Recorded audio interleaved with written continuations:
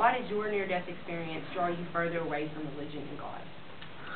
Well, I got hit by a car about a week before I was supposed to come here to college, and basically it gave me the opportunity to come here and honestly talk to as many religious figures, as many people that call themselves Christ-like or believe in religion. I talked to as many people as I possibly could because I had no social life. I had 2 broken arms when I got hit by the car. So I just went around and talked to Episcopalian ministers, talked to Baptist ministers, Presbyterian, the whole rainbow of religion, and just none of their arguments really won me over. I didn't think that most of them were appeals to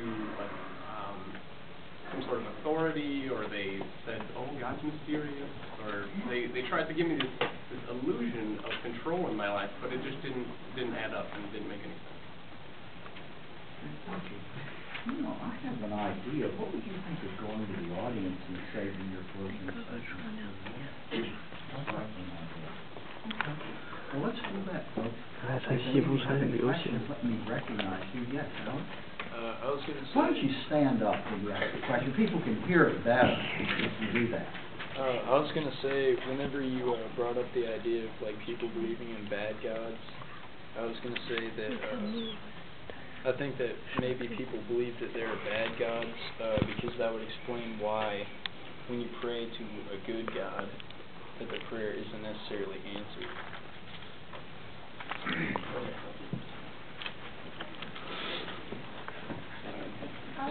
Am I allowed to respond to that? So do you have a question that goes along with that?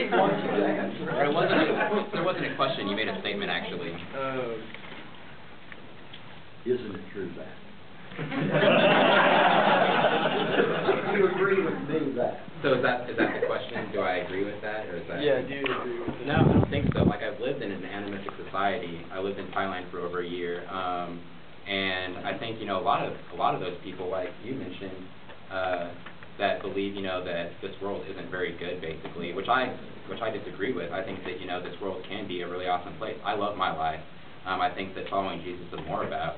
It has a lot to do with how we live today, and us receiving blessings from God here today. So I don't know why they believe in these bad gods or these good ones, but I personally think that it's probably not. I don't remember your exact statement, but I think a lot of them, there's just a fear of spiritual things in general, of spirits and deities in general, and I don't know if they believe in, even some cases in some cultures, in any form of good God. So, but what makes more sense to you, an atheist valuing this life because it's the only one that we have, or Christians looking forward to the best one possible every single day? I think that we value this life more than any true Christian could. So you think that you value your life now more than I value my life?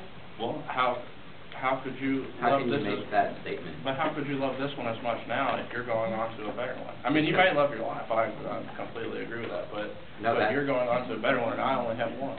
I think that that's what the Christian faith is about. Jesus says that we are to bring His kingdom here to this world now. So really, I do believe that the afterlife is going to be awesome. But as a Christian, I'm called to bring that awesomeness right here and right now before us.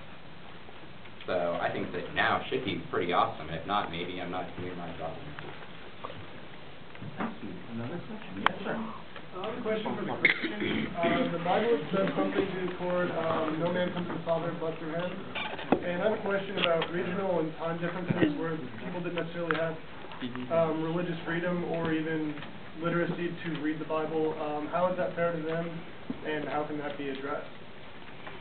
Yeah, actually from the same passage that I read the first time, Paul talks about the same thing about these people all over the world basically that didn't know God yet.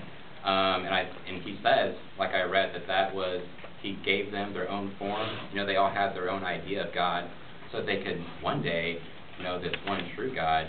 And I don't think that actually, the Bible, we don't fully need the Bible really. The gospel is easy. It's not hard to tell someone who Jesus is, that He's died for you, that you can be immersed and to live anew for Him. So really, Christians, the first ones we have in the Bible, they didn't have the Bible either. They're in it, it wasn't there. So I think that you can still be a Christian without the Bible. Does that answer your question? So I think that for those, people today, unfortunately, we make it very complicated. There's a lot of ideas that go along with it, and some people think it's very complicated, but really, you know, living for Jesus is a very easy thing in terms. Thank you. I would like to follow up to that question. That's John 14:6.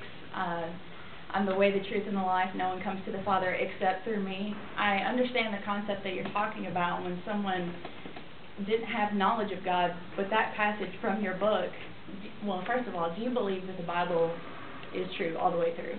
Yeah, I believe in the Bible. Okay. Which is also scripturally based, is it not? My belief in the That Bible? the Bible is completely true all the way through. That, are you asking the Bible believes that it's true? Yes. Yeah, I sure. 2 Timothy 3:16. Sure, yeah. All scripture is God-breathed. God-breathed and useful for Hebrews teaching. 6:18, God can't lie, so it's true. If 14:6 says that Jesus is the only way to heaven, and you just said that you don't really have to believe in the Bible, how does that make sense from your own book? Well, that, like I said, you can still come to Jesus. Jesus is still that one way, but I don't think that everyone has to be shown Scripture in the Bible necessarily. It still takes Jesus, but you don't necessarily need this text in order to get there. Does that make sense? Yes. So I can still tell you about with Jesus, like I am now, without using the Bible. Okay. Does that make sense? Yeah, from your perspective, absolutely. So you can't go to heaven, paradise, whatever, without specifically believing that it's Jesus, right? Without being saved by Jesus. So it is Jesus. So the other 4 billion people in the world are dead wrong, and they're all going to hell. I think that, like it says, that Jesus is the way. And I don't think that Jesus thinks that, like, other ways are wrong. Personally, I don't think that they're wrong. I just don't think that they're real ways to heaven, basically. He says, but by me. Right. That's pretty unmistakable. Right, but he says that it's the way, meaning that it's the one way. There. But even if he's really nice and says those other guys are okay too, they're still going to hell. So he's still not very nice.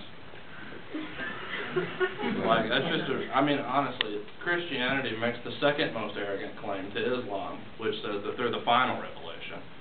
But to say that your way is the only way to get there. And right now, there's over 10,000 religions, currently over 10,000 religions with over 10,000 followers in each one.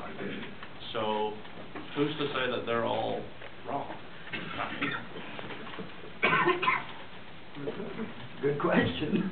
Do any of you have an answer to that? Yes. I don't have an answer.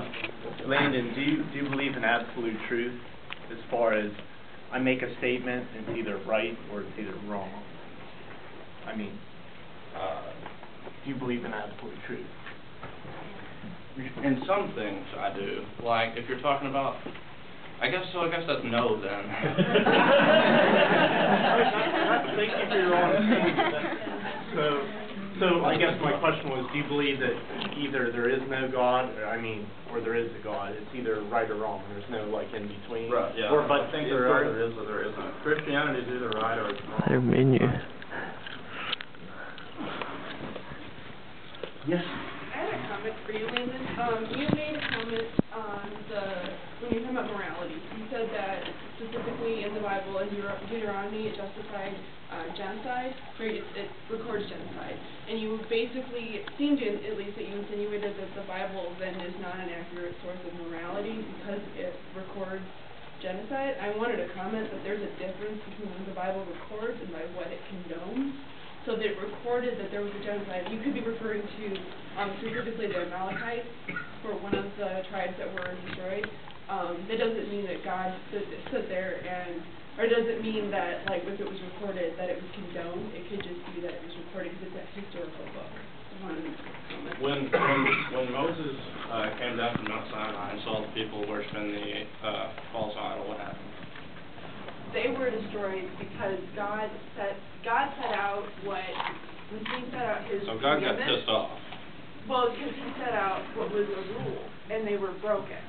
And so that was one instance, but you said just in general. To take that chapter even further, what happens is that God tells them to go into the city and kill everyone in the city. That includes men, women, and children. And the only ones that should be saved for your spoils are the virgin women. So for breaking a rule, God's pretty strict and pretty jealous. Pretty petty human emotion, I think. Good. Oh, really? What you I was just going to cite Sodom and Gomorrah as that's not God, like, that's not the Bible just saying that it happened. That's God actively saying, I don't like what you guys are doing, I'm going to kill all of you. So I just wanted to throw that out there. And as far as the Bible being a historical reference, the Jewish Archaeological Society, which would have every reason to prove that there was a Moses or the Exodus happened or anything like that, since it's their book, actually everyone's quite proud of them, because the Jewish Archaeological Society actually came out and said that there is absolutely no evidence for Abraham, Moses, the Exodus, 40 days,